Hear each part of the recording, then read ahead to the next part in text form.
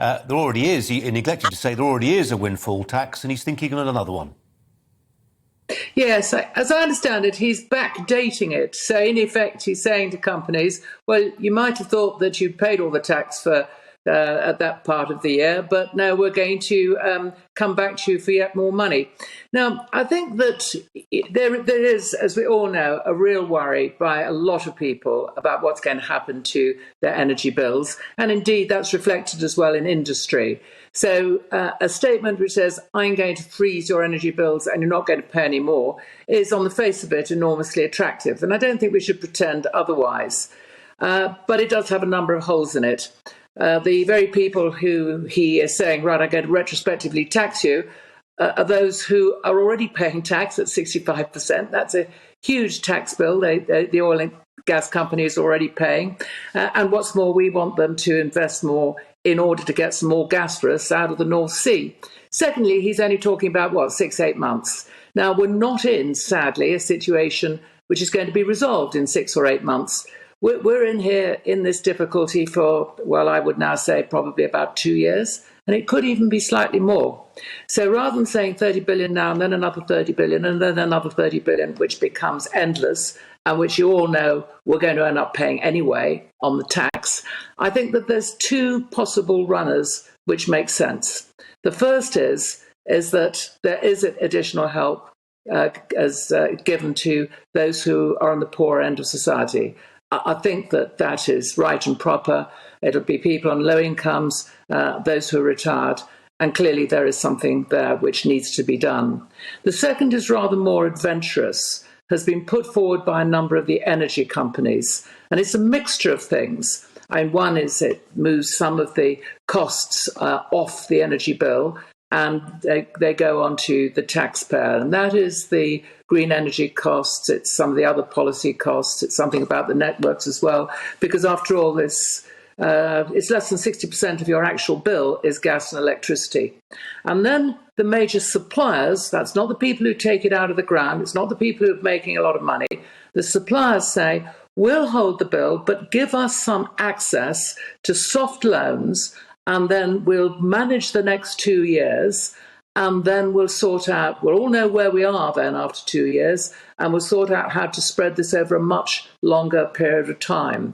So we move to what is a new world of energy pricing, but we do it slowly and at a timetable that is affordable for all of us, and at the same time reform the market. You've heard me say before on this programme that it is absolutely ridiculous that our electricity wholesale market is pulled up dramatically by the gas-fired power stations rather than it being separated out into nuclear, into other low carbon, which are generating at a much lower price, but the wholesale price is, as I say, artificially raised by the gas price. And that is because of an algorithm set on what they call the electricity pool, and it's an algorithm of yesteryear, and it's not one for today. So reform that at the same time, get some investment going in some new nuclear, get some more gas temporarily out of the North Sea, whilst that 2-year smoothing period takes place. Now, it's complicated. It's not got a big headline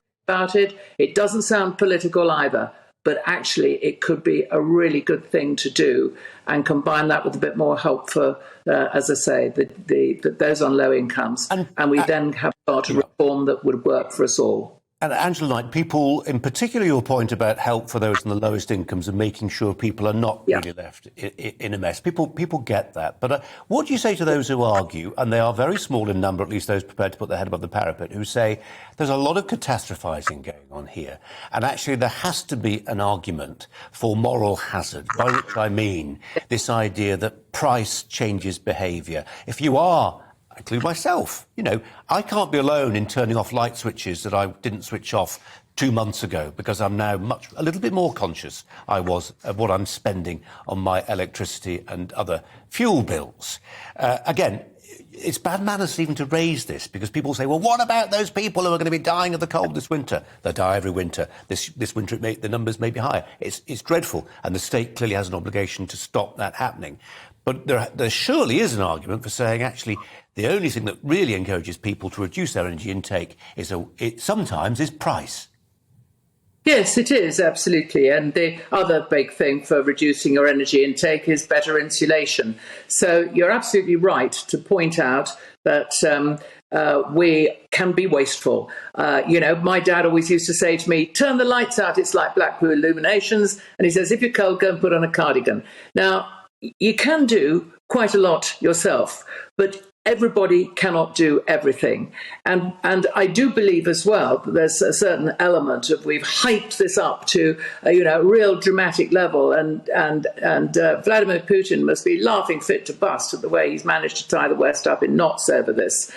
And that's why I go back to what was my rather long and complicated way of what I called smoothing our way from where we are now in the way of gas and electricity and our pricing to where we will be in the future, which it will be, I'm sure, higher priced, but we do it at a pace in which people can accommodate. Okay. And I think that the real issue here is as much the fact that we do cliff edge after cliff edge as anything else.